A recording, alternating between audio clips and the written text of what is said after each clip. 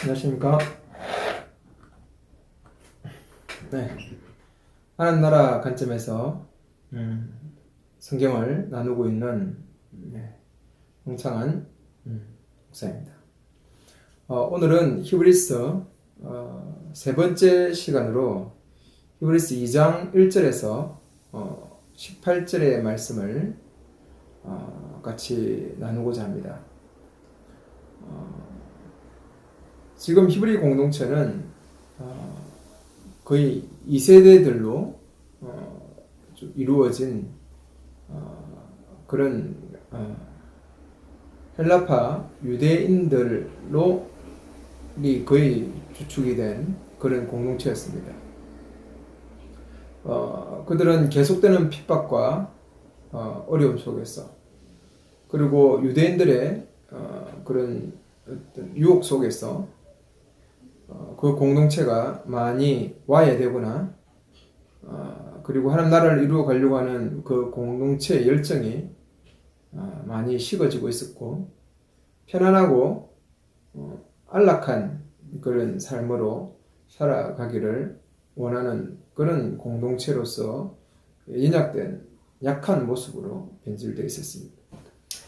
그래서 히브리서의 저자는 강력한 설교를 통해서 예수 그리스도 그분이 전해준 그 계시,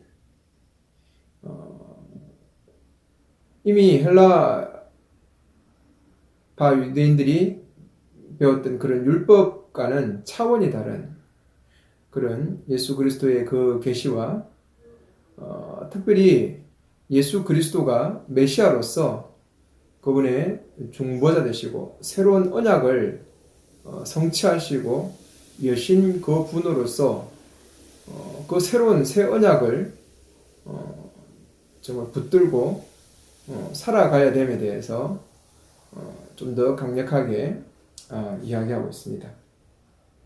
1장에서는 헬라파 유대인들이 아주 중요시하고 있는 천사들, 특히 율법의 어떤 그 전달자로서, 계시의 전달자로서의 그 위치에 있었던 그 천사들과 예수 그리스도의 그런 계시를 비교하면서 그런 예수 그리스도의 위대함, 그분이 전해준 그 계시에 대한 그 위대함과 그분의 위대함을 이야기했습니다. 이런 이야기를 하는 이유를 1차적으로 먼저 처음으로 이야기하고 있는 부분이 2장에 분명하게 보여지고 있습니다. 어떤 경고에 대한 메시지인데요. 2장 1절부터 4절까지 그 내용을 다루고 있습니다.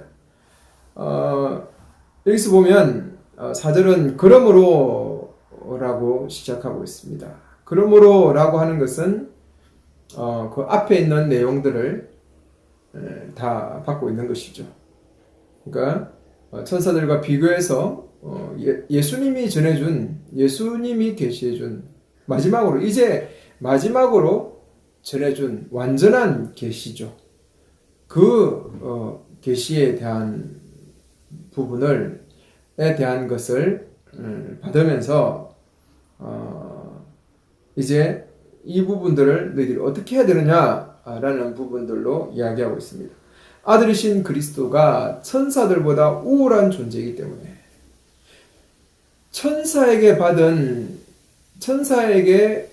천사를 통해서 부여받은 그 율법에 대해서도 유대인들이 이렇게 말씀을 지키고 열심을 내었다면, 이제 마지막 계시로서 완결된 온전한 계시로서 주어진 그 예수님의 그 계시에 대해서는 어떻게 해야 되겠느냐는 것입니다. 그래서 아들의 들은 것을 정말로 굳게 간직하고 주의하고 숙고해야 된다라고 강조하고 있는 것입니다. 옛 계시는 모세가 천사의 중재를 통해서 받은 율법이었는데, 이런 새 계시는 그의 아들인 그리스도를 통해서 직접 임한 것이므로 옛 계시보다 우울하고 완전한 그런 계시다. 그런 복음이다. 라는 이야기입니다. 그래서 저자는 1인칭 대명사인 우리로 전환하면서 우리 공동체가 천사들보다 우월하신 그 예수 그리스도로부터 직접 받은 이 계시에 대해서는 정말로 열심히 상고하고 이 말씀을 간직해야 된다라고 강조하고 있습니다. 그러면서 이렇게 이야기해요. 홀로 떠내려갈까 염려한다. 이 홀려 떠내려갈까라고 하는 이 헬라어 파라리오멘은 홀러가다, 반지가 손가락에서 빠져나가다라는 그런 의미를 가지고 있습니다. 그러니까 이것은 뭐냐면 복음에 대한 부주의, 그리고 부주의로 인해서 이런 진리를 잃어버리는 것에 대한 이야기입니다. 이것은 성도가 예수님이 전달해준 그 바른 계시, 그 진리의 말씀이라는 안전한 항구에서 떠나버리는 그런 위험을 강조하고 있는 것이죠. 지금 박해나 고난과 어려움 속에서 그들이 그 예수가 전해준 그 계시를 포기하고 때로는 부주의하게 다루고 있는 그 모습을 보면서 1장의 그 천사보다 뛰어난 그 계시에 대한 부분을 이야기하면서 강조하고 있는 것입니다. 저는 참 오늘날 한국 교회 안에 이 메시지가 정말 중요하게 전달되어져야 된다라는 생각을 가지고 있습니다. 교회가 자꾸 부주의하게 그 복음을 잃어버리고 있습니다. 정말 이교도의 가르침이 교회 안에서 이루어지는 것 같아요. 개인의 축복, 개인의 위로, 개인의 고난과 어려움 속에서 하나님께서 도와주시고 축복해 주실 것이라는 그 개인의 은혜에 대한 메시지들이 주류를 이루고 있습니다. 정말 위험한 메시지지 않겠습니까? 하나님이 우리에게 계시를 주신 목적은 우리 개인적인 은혜나 어떤 개인적인 위로를 주려고 하는 측면이 아니라 하나님께서 이 땅에 이루시려고 하는 그 계획을 같이 나눔을 통해서 이 땅에 하나님의 계획을 이루어 가려고 하는 그 목적하에서 하나님의 말씀이 주어졌음에도 불구하고 오늘날 수많은 메시지들이 그러한 메시지들이 아니라 개인적인 위로와 축복의 메시지로 흘러가고 있다는 것입니다. 하나님을 잘 섬기면 축복을 받는다거나 하나님 앞에 충성하면 복 받는다거나 그 복이라는 부분들이 하나님이 주시는 축복과는 상관없는 세상의 복과 너무 쉽게 연결되어 가고 있는 것입니다. 우리는 히브리서 저자가 들려주고 있는 이 메시지에 동일한 마음으로 우리의 마음을 합해야 되겠습니다. 단순히 지금 이들은 고난과 박해와 어려움 때문에 유대교로의 유혹 속에서 유대교로 전향하고 있는 그런 모습은 오늘 교회가 있는 것은 아니지만 너무나 세상적인 그 메시지로 교회가 흘러가고 있는 것에 대해서는 엄격하게 생각을 한번 해봐야 되겠다.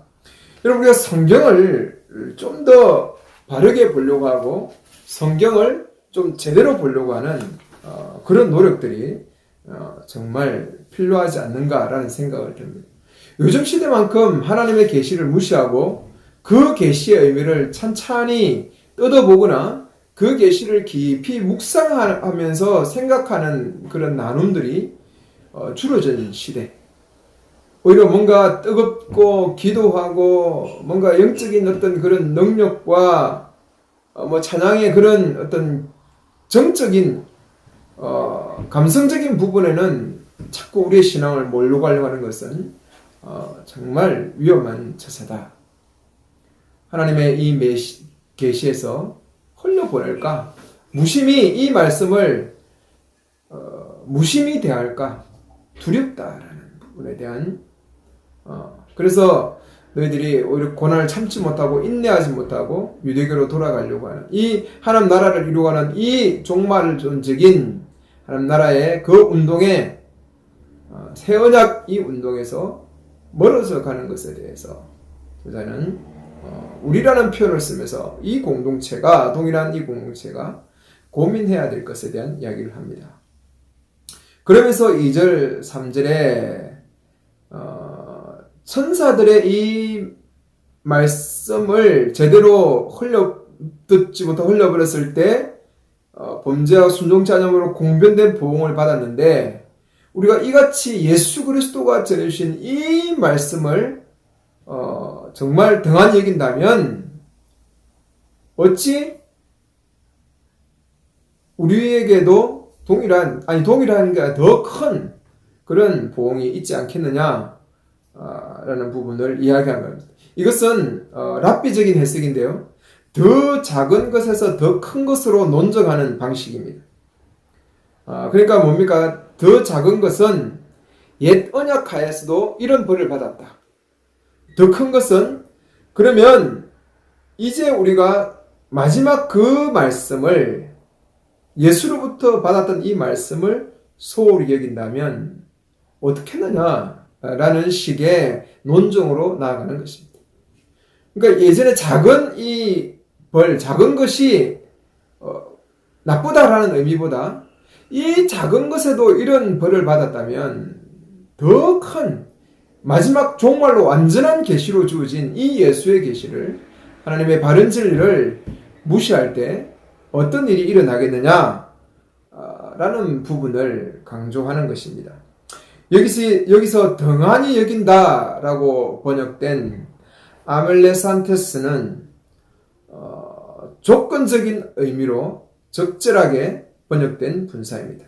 그것은 무감각함으로 소홀히 하는 것이나 어떤 것에 충분히 관심을 갖지 않는 것입니다. 그러니까 새로운 계시, 이 새 언약에 대해서 이 히브리 공동체가 2세대들이 깊은 관심을 잃어버린 것. 1세대들은 이 새로운 계시를 붙들고 하나님 언약 공동체를 이루면서 재산이 뺏기고 목숨을 잃고 감옥에 가고 추방당하고 이런 모든 것을 감사함으로 충분히 받을 수 있는 그런 이 새 언약의 굳건히 서 있던 그런 자들이었다면 이 2세대들은 시간이 지났음에도 불구하고 어린 아이처럼 말씀에서 자라지 않고 새 언약에서 자라지 않는 이 말씀에 무감각한 자들이었기 때문에 고난이 오고 어려움이 오고 유혹이 오니까 쉽게 그 하나님의 언약을 내어버리고 하나님의 그런 새로운 이 하나님 나라 운동에 참여하지 못하고 편리함과 안락함과 그리고 쉬운 삶을 선택하고 있었던 것입니다. 여러분, 무감각함으로 소홀히 하는 것, 충분히 관심을 갖지 않는 것. 하나님의 구원의 메시지에 대해서, 그런 새로운 하나님의 언약에 대해서, 하나님 나라의 말씀에 대해서 관심을 갖지 않는, 소홀히 하는 사람. 이런 사람들은 하나님 나라 운동에 참여할 수가 없습니다. 이 두려운 말씀을 정말 오늘 이 시대를 살아가는 성도는 알 수 있을까요? 늘 사랑의 하나님, 나는 교회 다니니까 구원받고 하나님 앞에서 잘하고 있다라고 착각하고 있는 그 사람들에게 이 말씀은 좀 더 엄중히 좀 다가갔으면 좋겠습니다. 새 언약의 메시지를 충분히 알려고 하지 않고 무감각하고 하게 소홀히 다루는 것입니다. 여러분, 오늘날 하나님의 메시지를 목사가 전해준 그 메시지만 먹고 살려고 하는 사람들이 많습니다. 정말 하나님께서 완전하게 주신 이 66권의 이 계시의 말씀에 대해서 충분히 인지하고 알려고 해서 더 깊은 계시의 은혜 속으로 들어가려고 하는 사람들을 저는 참 만나지 못했습니다. 다 목사가 전해주는 설교나 먹고 있습니다. 그 설교도 성경을 제대로 풀어서 가르쳐 주는 게 아니라 은혜 주려고 이것저것 짜집기 해서 구절적인 의미로 던져주고 있는 그런 메시지에만 살아가는 성도들이 많다는 것입니다. 그럼 좀 오늘날 이 하나님의 들려주신 이 온전한 계시에 대해서 좀 소홀히 다루지 않았으면 좋겠습니다. 여러분 좀 알려고 하세요. 그건 목사의 의무만 아닙니다. 목사의 독점권이 아니에요. 저는 모든 성도들이 이 하나님 말씀을 알기를 원하고 같이 나누기를 원합니다.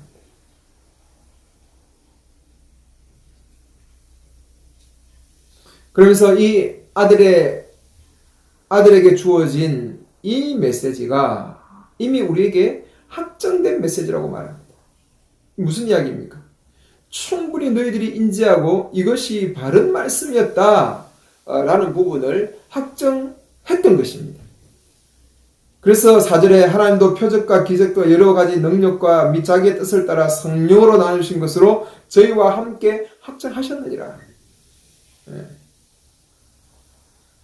이들은 물론 예수님으로부터 직접 들은 건 아니지만 그들이 예수님 1세대들이 예수님으로부터 직접 보고 들었던 그 메시지를 충분히 알고 있는 그런 세대입니다. 그리고 이러한 표적과 기사와 여러 능력과 성령의 나타나심이라는 표현들은 구약에서 이런 하나님의 구속적인 활동을 수반되는 기적들을 묘사할 때 자주 사용했던 내용입니다. 출애굽기 7장 3절이나 신명기 4장 34절이나 6장 22절, 시편 135편의 9절이나 예레미야 32장 20절에서 21절 이런 말씀에 보면은 예수님의 그 하나님의 구원의 활동에 이런 표적과 기사들에 대한 이야기가 나옵니다. 그리고 예수님도 예수님의 그런 복음 메시지를 확증시켜주는 의미로 표적과 기적들을 행하게 되고 사도들도 그 사도들이 전하는 그 메시지가 참으로 하나님의 메시지다라는 것을 온전히 증거하는 측면에서 표적과 기사적인 부분이 이야기되고 있습니다. 그래서 초대교회 그 표적과 기사를 너무 오늘날 시대에 그대로 재현하려고 하는 부분으로 신앙의 모습을 갖추는 것은 그렇게 썩 바른 태도는 아닌 것 같습니다.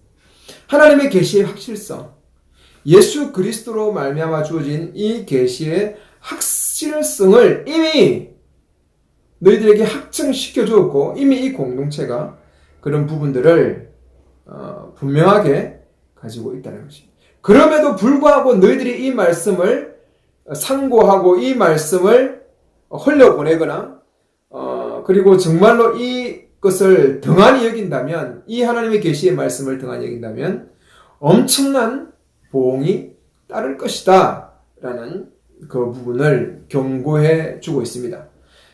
그리고 나서 이제 다시 5절부터는 1장에서 보여주었듯이 예수 그리스도의 그 위대함에 대한 부분을 다시 연결시켜가고 있습니다.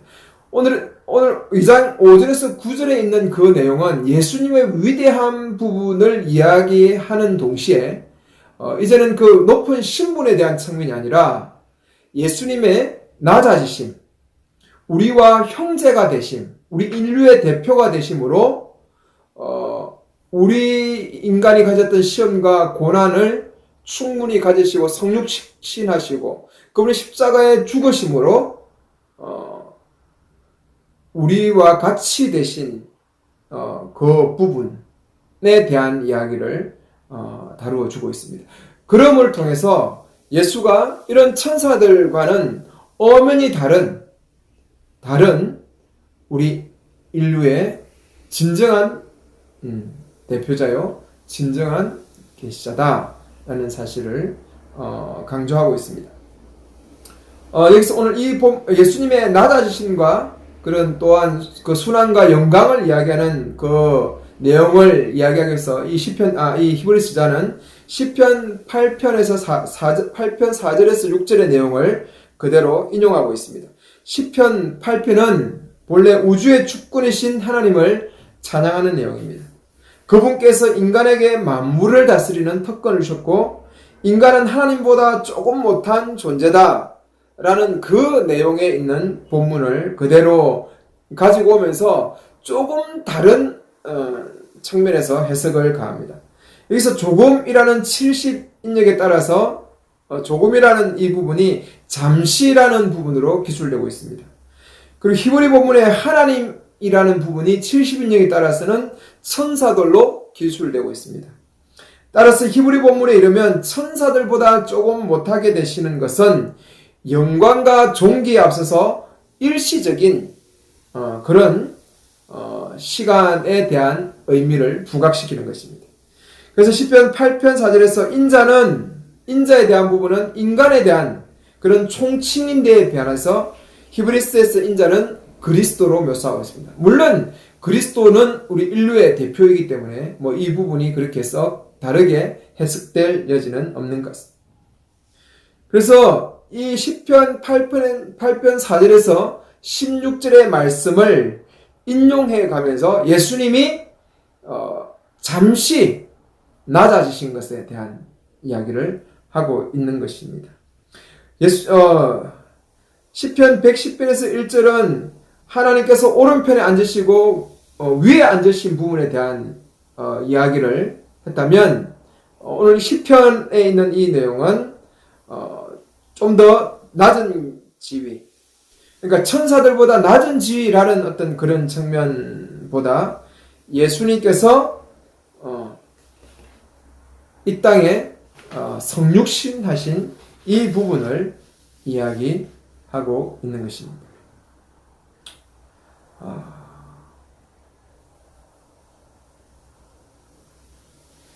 우리는 시편 8편 4절에 쓰는 이 6절의 내용을 좀 더 특별한 시각으로 보고 있는 히브리 저자를 만났습니다.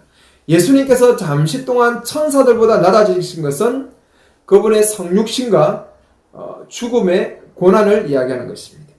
그리고 영광과 존귀로 간을 쓰신 것은 예수님이 죽음 이후에 얻은 부활과 성천을 이야기하고 있습니다.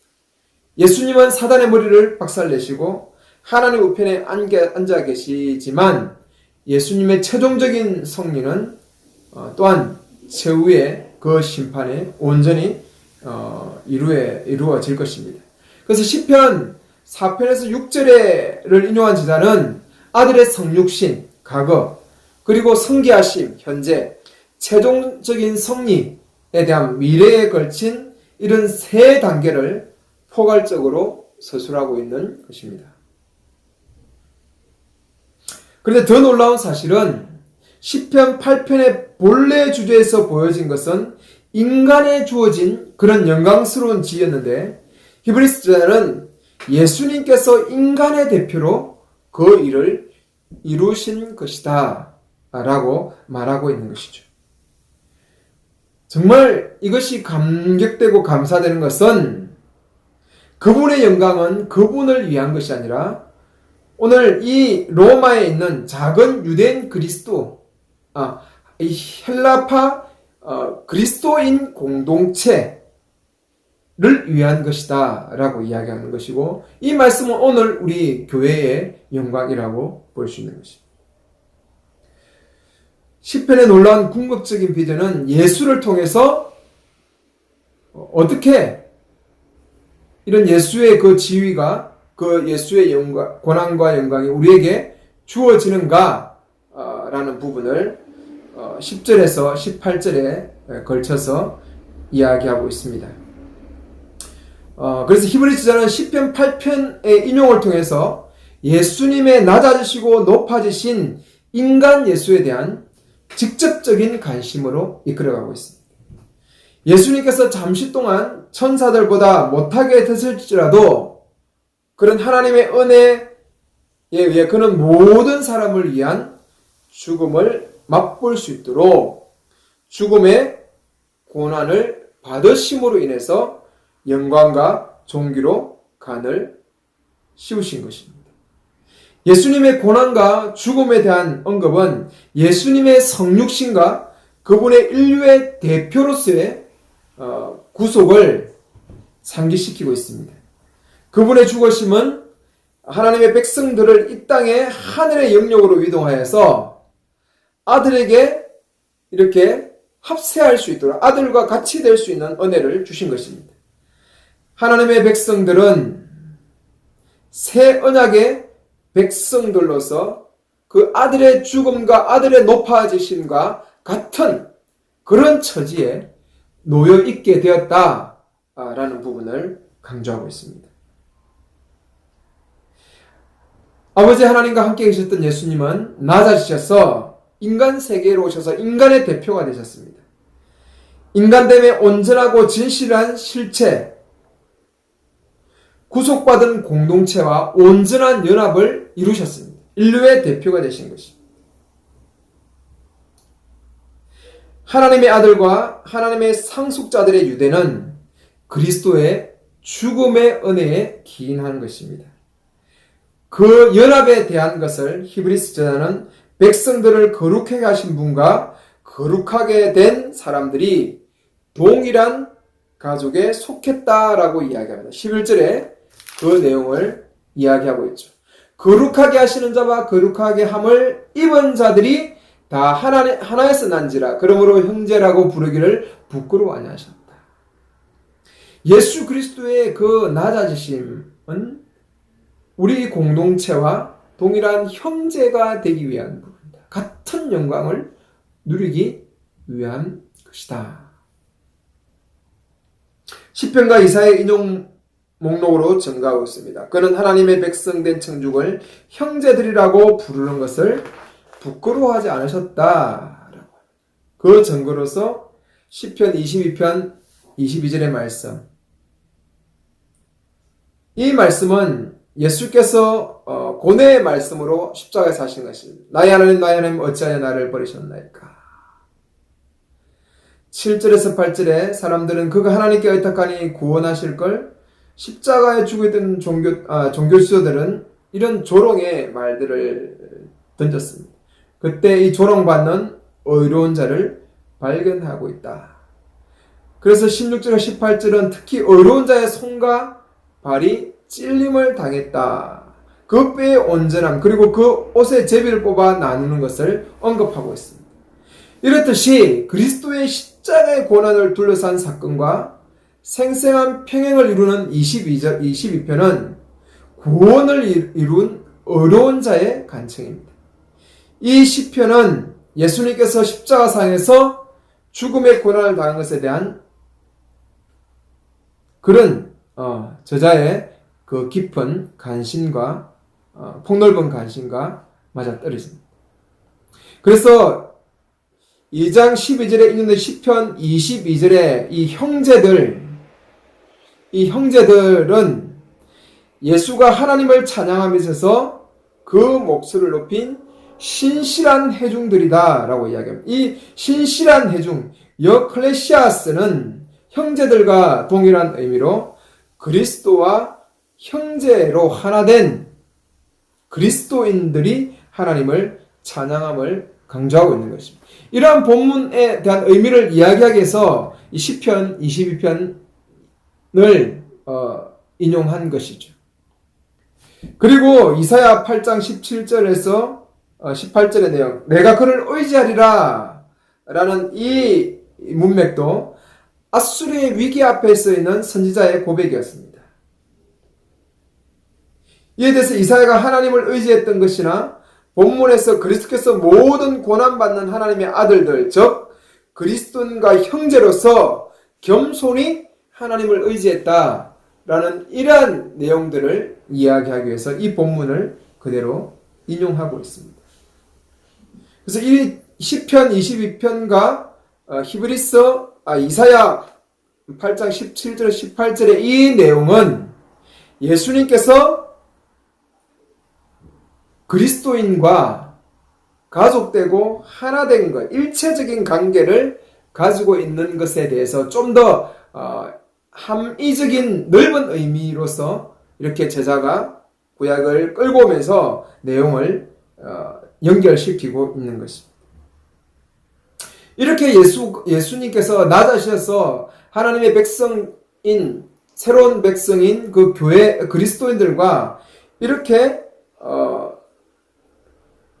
연합되는, 그러니까 그런 관계를 가지는 것에 대한 그 목적을 14절과 15절은 이야기합니다. 그분의 자녀들과 형제들과 피와 살을 나눈, 그분이 형제의 피와 살을 나눈 그런 성육신에 대한 그 의미가 바로 이 예수 그리스도의 안에서 이제 새롭게 되는 하나님의 공동체, 그 새로운 새 언약의 백성들을 위한 것이다. 그분은 인류의 대표로서 그 인류를 위해서 이러한 부분들을 이루어 가신 것이다 라고 이야기하고 있습니다. 그래서 죽기를 무수하는 일생에 매여 종노릇하는 자들을 놓아주기 위해서 이렇게 하신 것이다 라고 하는 것입니다. 그분이 피와 살을 취하신 목적은 피와 살을 함께 나눈 사람들을 위한 것이다.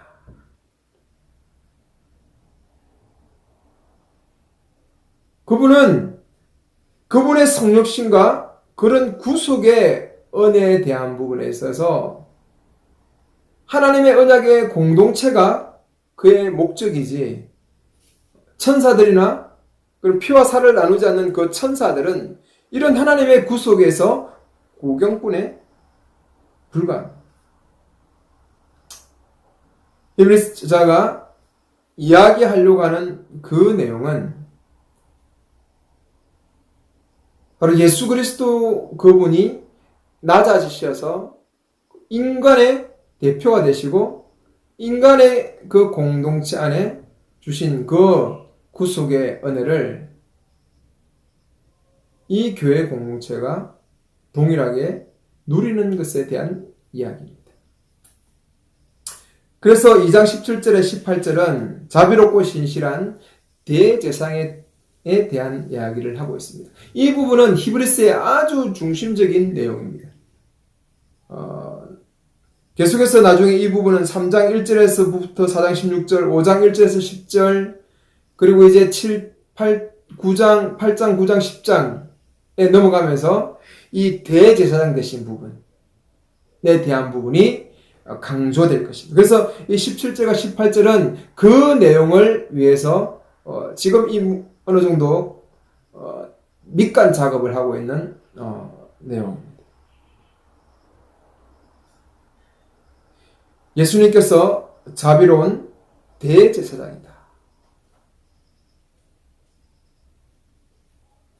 그래서 정말 대제사장으로서 새 언약의 백성으로서 천사들이 전해준 그 율법, 모세가 전해준 그 율법, 그 헬라에서 배웠던, 헬라파 그리스도에 배웠던 그 율법의 의미를 뛰어넘어서 이제 새로운 언약의 그 공동체의 핵심으로서의 대제사장 되신 예수 그리스도, 새 언약의 창시자이시고 새 언약을 우리에 주신 분으로서의 대제사장 되신 예수 그리스도, 그분은 천사들보다 잠시 낮은 것처럼 우리 인간의 몸을 입고 이 땅에 오셨지만 그분은 성기하셨고 성천하셨고 부활하셨고 성기하시고 지금 하나님 우편에 앉아 계신 그 분이십니다. 우리는 그분과 한 형제라고 이야기하는 그 축복 속에 거해져 있다라는 그 내용입니다.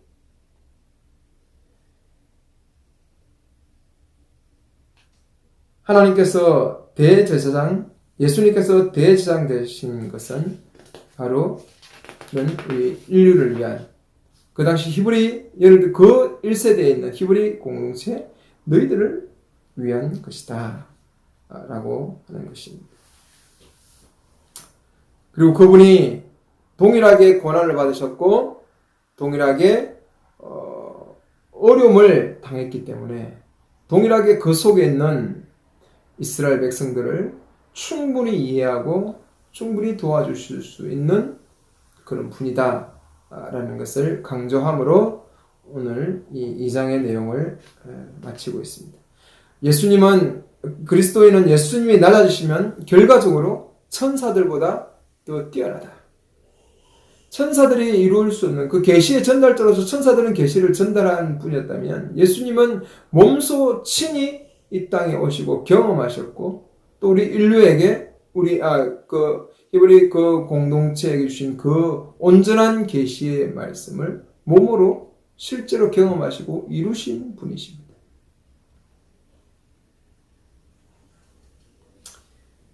이제 박해에 직면하고 고난당하는 수신자들이 다가오는 그 시험들을 어떻게 대처하고 또한 그 예수님이 전해주신 그 메시지를 어떻게 붙잡아야 할지를 더 분명하게 선명하게 히브리 공동체에게 그려주고 있는 것입니다.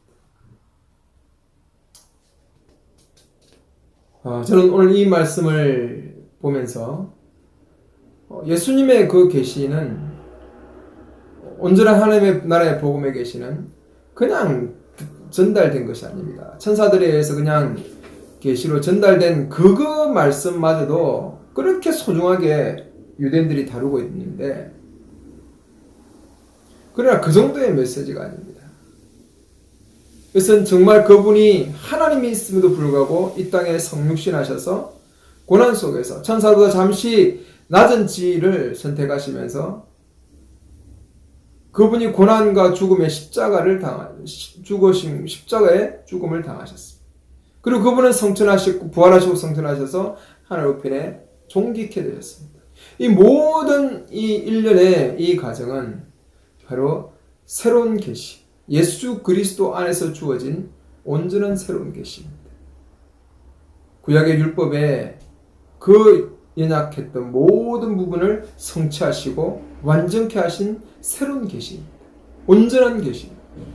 이 계시를 붙들고 살아가는 이 교회 공동체가 조금의 고난과 어려움 속에서 어떻게 해야 되느냐. 예수님도 친히 그분이 고난을 당하셨고 그분이 죽으셨다. 그럼에도 죽기까지 복종하시고 하나님의 그 새로운 계시를 온전케 이루셨습니다. 완성하셨습니다. 오늘 너희 교회는 어떻게 해야 되겠냐라고 이 히브리 저자가 다시 한번 이야기하고 있습니다. 우리가 이제 새로운 이 하나님의 새로운 언약의 메시지를 붙들고 하나님 나라를 이루어가고 이 시대의 대조사회로서의 교회 공동체를 건설하는 것은 정말 쉽지 않습니다. 바울은 늘 이야기해서 고난과 함께 복음과 함께 고난을 받으라. 새로운 그 언약의 완전한 메시지는 영광과 존귀로 형제들이라 칭해 주셔서 한 가족 되게 하신 예수님과 같이 누릴 영광이지만 그 영광이 있기 전에 또한 예수와 같이 나 자신과 죽음의 그 길을 동일하게 같이 걸어가야 된다는 것을 생각해야 됩니다.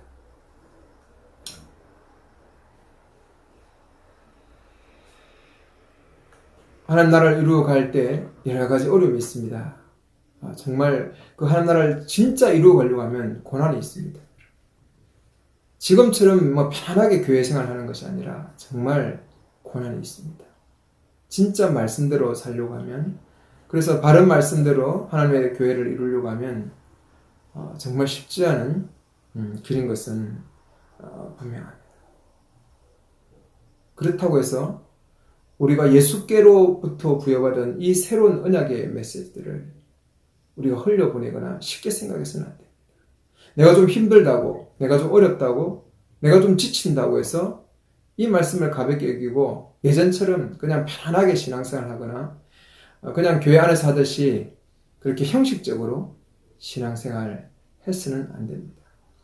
어렵고 힘들다고 해서 이 예수께 받은 이 새로운 계시, 정말 하나님 나라에 대한 이 온전한 계시를 우리가 쉽게 생각하지 않고 잘 붙들어서 고난 속에서도 우리와 똑같이 고난을 입으신, 그리고 우리를 형제라고 칭해 주신 그 예수를 기억하면서 우리가 정말 하나님 앞에서 나고자 되지 않고 당당하게 그분의 백성으로서 온전한 공동체를 이루는 사람이 되어 가야 되겠습니다. 신실한 자들이 되어 가야 될 것입니다.